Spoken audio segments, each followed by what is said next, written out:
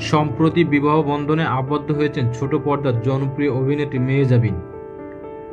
বড় বোনের বিয়ে বেশ ধুমধামের মধ্য দিয়েই অনুষ্ঠিত হলো। সেখানে দেখা যায়নি মেহজাবিনের ভাই মাজদাদ চৌধুরীকে। শুধু এই বিয়েতে নয়, জানা গেছে দীর্ঘ 12 বছর ধরে পরিবার থেকে আলাদা রয়েছেন তিনি। কিন্তু কেন, কোন অভিমান পুষে রেখেছেন মাজদাদ?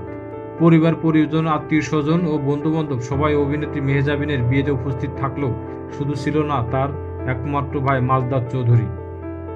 কেন বোনের বিয়েতে উপস্থিত ছিল না, এ নিয়ে নানা রকম আলোচনা সমালোচনা চলছে সোশ্যাল মিডিয়া জুড়ে। অবশেষে জানা গেল বোনের বিয়েতে উপস্থিত না থাকার কারণ। মেহজাবিনরা 4 বোন 1 ভাই, সবার বড় মেহজাবিন চৌধুরী। তবে মেহজাবিনের সাথে কখনোই দেখা যায় না তার ভাই মাজদাদকে।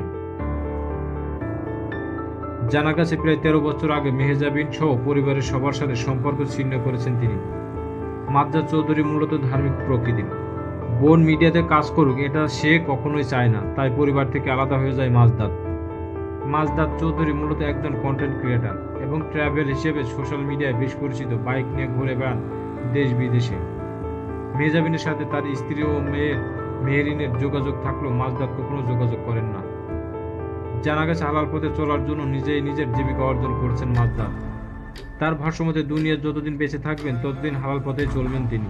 কোনো হারাম ইনকামের টাকা নিয়ে তিনি খাবেন না। এই বিশেষ থেকে নিজের পরিবার নিয়ে আলাদা থাকছেন তিনি, সামাজিক মাধ্যমে ছড়িয়েছেন।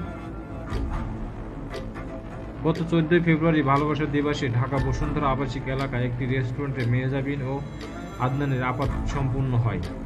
23 ফেব্রুয়ারি ঢাকার অদূরে একটি রিসোর্টে তাদের গায়ে হলুদ ও বিয়ে অনুষ্ঠিত হয়।